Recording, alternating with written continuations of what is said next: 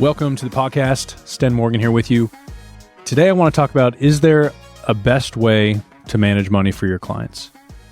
This is a question I've had for myself over the years being an advisor. I always tried to balance the fact that I was a business owner and I wanted to be efficient and build a scalable practice with the idea of I also want to be the best advisor I can be. And so today I want to unpack my progression of practically managing investments for clients. And this starts when I was a 22-year-old advisor, very little experience. I hadn't managed a lot of portfolios. I had not seen a lot of market downturns, long market runs. I'd read a lot about it, but I had yet to have the frontline experience of it. So who was I to advise clients on investing money? I didn't have a lot of money invested. And so I had a lot of kind of imposter syndrome.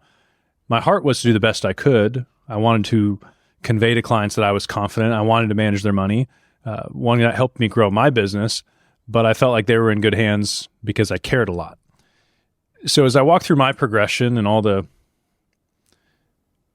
limiting beliefs I had, the progression of my understanding of this business and how to maybe best serve clients, in my opinion,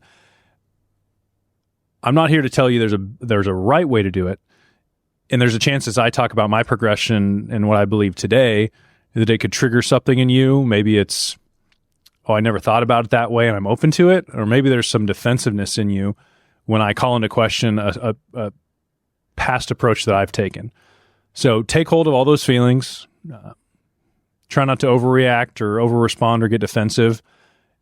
I may trigger you in some way and you may get a little defensive because I might mention a way of managing money and how I've addressed that. And it could be the way you're doing it now.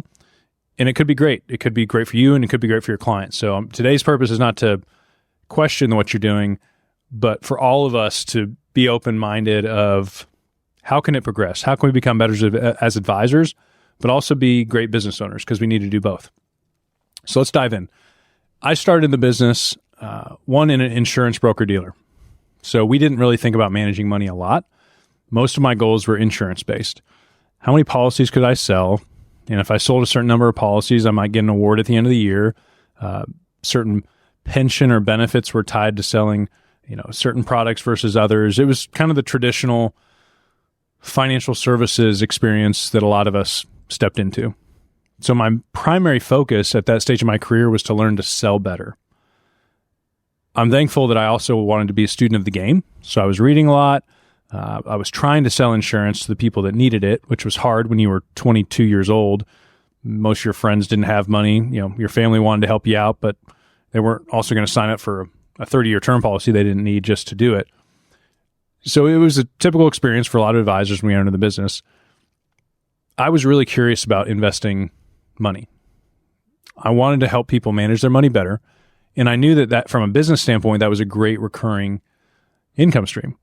And so I said, hey, insurance is great. I'm glad I learned about it, but I want to jump over to the investment side. So I went as a 23-year-old advisor, joined an investment firm, and all we cared about was managing money. If you brought up insurance, we might be able to help you with it, but it was cumbersome and we'd maybe just refer you to somebody else. This firm managed assets. As we talk today, I want you to consider there's a business owner hat and there's an advisor hat. From a business owner standpoint, I wanted to grow a really scalable business that could add a lot of value to clients, but also gave me balance in my life. From an investment standpoint, at 23, the firm I was with, the philosophy was A-share mutual funds. And so the goal was high activity. It was, hey, these funds have done well over time, so if we can find some money for a client, roll it into these 4 or 5 mutual funds, then we're on to the next. And it was a kind of an upfront commission model, which for a client that needed to buy some investments and have some financial advice with it, in the short term, it was a good approach. The downside to that long term as a business owner was, well, what if those people had questions 3, 4, 5 years later and you weren't really making any more money from the initial transaction? That made it difficult as an advisor to spend time advising clients while also spending time servicing clients, because what if I ended up with 1,000 A-share clients, 2,000 A-share clients?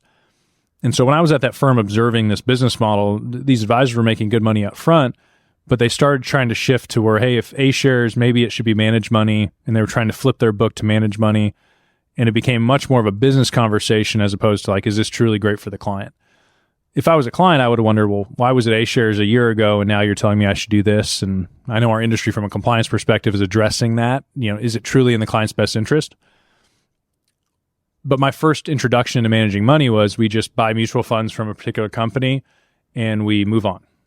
So the primary focus was selling more and scaling, not necessarily being the best money managers.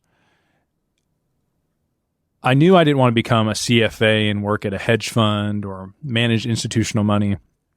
I loved interacting with clients. And so I think all of us as advisors, we have to decide, what is our superpower?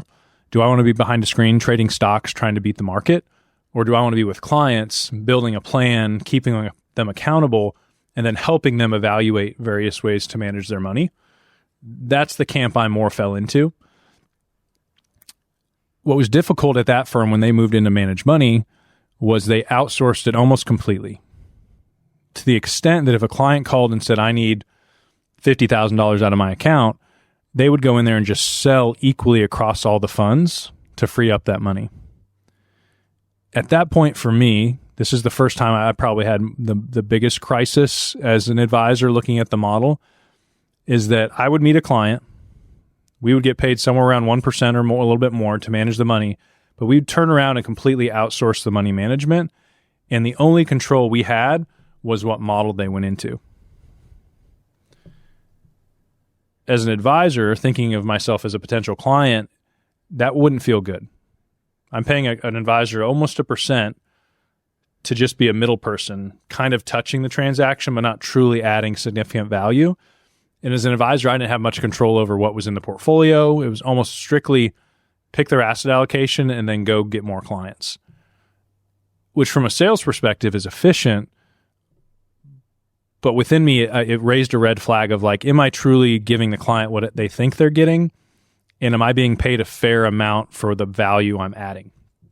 So let's pause for a second and think about your current investment approach. Are you on one side of the spectrum to where all you're doing is selling a product that you have no control over? Therefore, we're primarily focused on our income and growing a business as large as we can. Or are you on the other side of the spectrum to where you're fully managing your portfolios, buying and trading stocks and individual bonds because you think you can beat the market over time? Today, I want to sit in the tension of like, is one better than the other? I've found that both extremes are tough to live in as an advisor that's also a business owner. On this side of the spectrum, if it's purely a transaction that we're around it when it happens, so we get paid, but we're not truly contributing to it, or are we over here thinking that we're adding way more value than we are, and we're maybe creating more complexity that's not delivering results? As I've kind of weaved through this business managing money, I've found somewhat of a balance in the middle. I am not a CFA. I do not think that I can beat the market, Warren Buffett and all the people that's all they do all day is analyze markets. But I do think I can partner with them. I think that in today's world, there's a lot of access to that information. But from a practical standpoint, I know that when a client calls in and asks for money from their account, I want to be able to go into that client's account and choose where we get that money from. What if there's positions that have a loss? Well, that's probably where I want to get that money from, at least in the short term for that client's tax situation. What if we get to the end of the year and I want to be able to go in there and tax harvest from certain positions for that client? As I started seeing in certain situations where I did not have the flexibility to do what I know I wanted to do for the client, that's what pushed me towards the middle of saying, I don't want to be a full-time portfolio manager. I'm not going to pick individual stocks and take my clients' hard-earned life savings and try to predict the market. I don't think that's the path that sits well with me. But I also didn't feel comfortable completely outsourcing it and just being a middle person, holding myself out as their money manager when I really wasn't doing it. If I know that a client can bypass me and go to Vanguard or some passive investment manager and do just as well, that was hard for me to sit in that. And so as I've progressed through the business with Legacy now, we manage our portfolios in-house. But we pay for a lot of data. We take a lot of input from institutional money managers as we build our models. And we're using ETFs, mutual funds, We're trying to get the fees as low as we can for the client because they're paying us to manage the money. I want it to be scalable. I'm a business owner, and I think we can serve clients at scale if we do it well. But in order for me to charge the fee that we're charging, I knew I had to have a little bit more say in the process. And so from tax harvesting to more effective distributions to active rebalancing when I feel like the market's off, to at times where we've said, hey, it's time to make a play for our clients. Our clients are paying us money to look at the landscape. And so for a couple of years ago during COVID, we said, hey, we think energy based on this global situation could be a great play. We didn't move 1 or 2% into it because we felt like that would be a good story to tell clients. That would be more of a sales approach. We put about 15% of our clients' portfolios, when appropriate, into energy because we said we think that's the place. And that paid off really well for our clients. So as you think about how you're managing money, it's a progression. You may not have enough revenue yet to hire a team, but I do think as advisors, we need to sit in the tension of, I'm a student of the game, but I'm also a business owner. Is the model of money management that I'm building one that I firmly stand behind? And does it match what I'm communicating to my clients? I know that in my story as an advisor, there'll be another progression. Right now, we're looking for a portfolio manager. Not quite, maybe a full-time chief investment officer role, but pseudo chief investment officer, to where as opposed to me and one of my other team members sitting down, managing the portfolios, calling people, getting advice from CFAs, I believe that another step in that, to where if I had somebody on the team that all they did all day, every day was look at our portfolios for our clients and be more strategic about our communication to clients. Hey, here's these small changes we can make. I know we could even deliver a better experience. I can't guarantee that we'll beat the market, but I know that we can have a more intentional client experience and the client would feel that. So to my original question, is there a right way to manage money? I believe that as advisors, we can manage money in a way that is solely beneficial to ourselves. Meaning it's about generating revenue.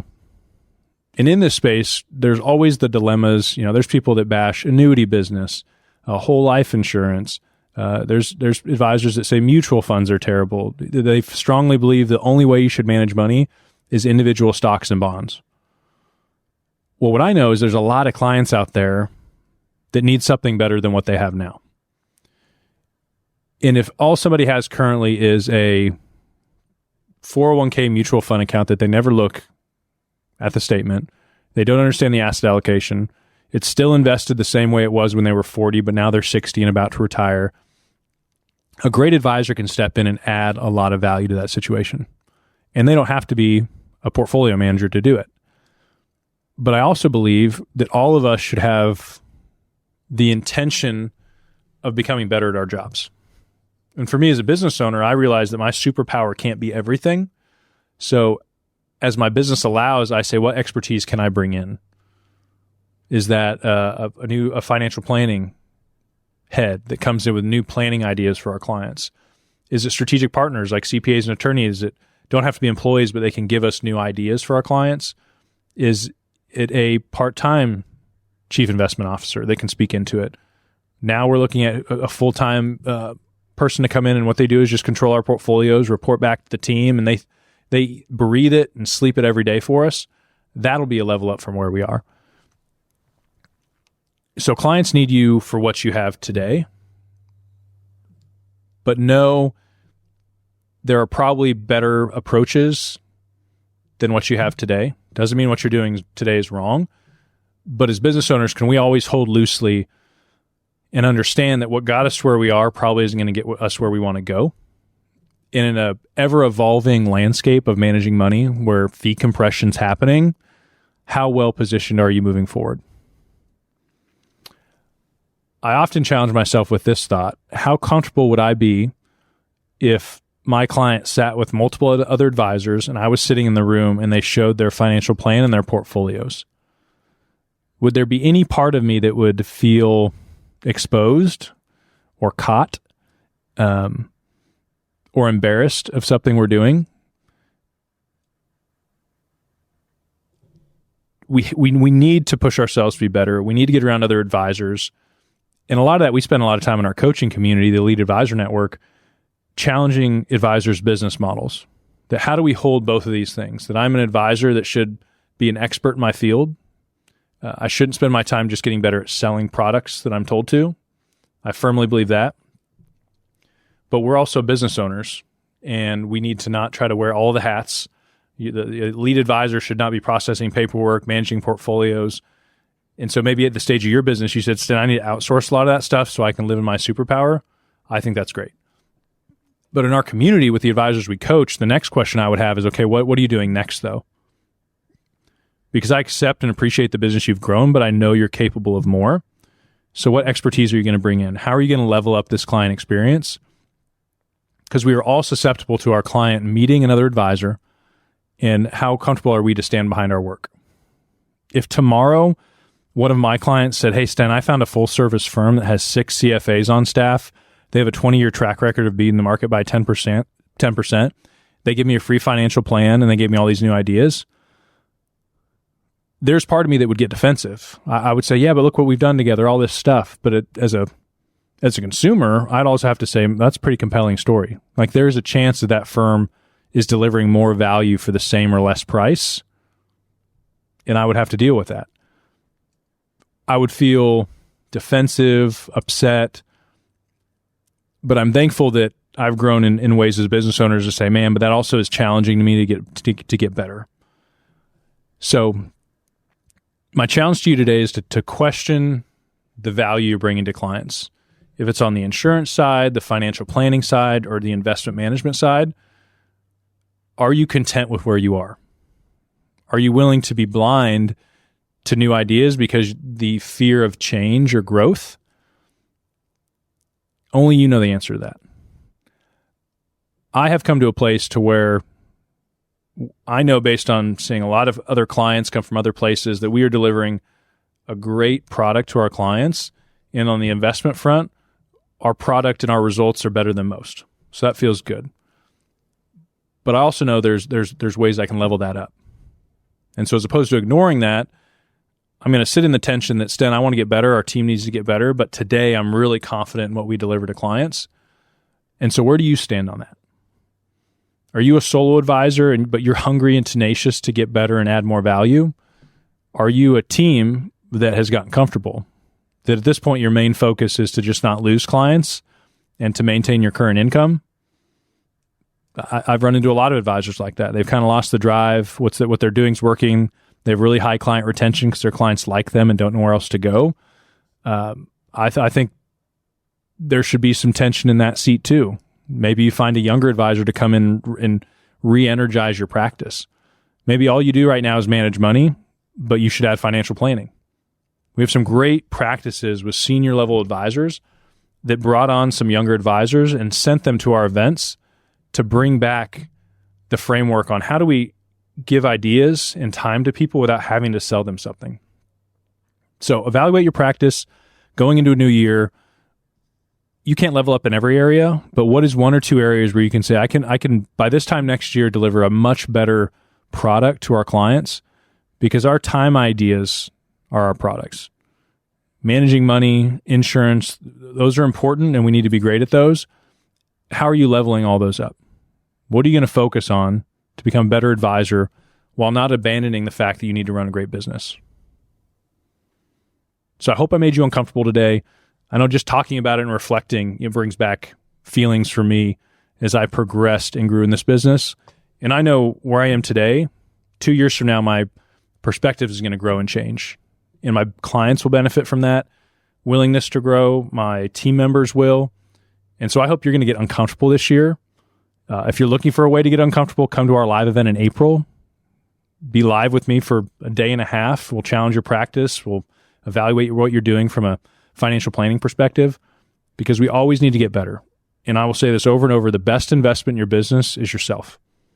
We can fund 401ks and IRAs, but you are a business owner as an advisor, and the best investment for you and your future clients is you leveling up. I hope you have a great week. I'll talk to you soon.